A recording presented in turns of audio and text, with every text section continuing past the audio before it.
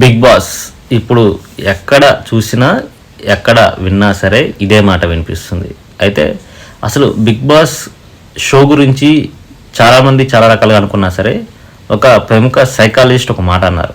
దాన్ని ఇప్పుడు ఒక సందేశం రూపంలో చెప్పించే ప్రయత్నం చేస్తాను.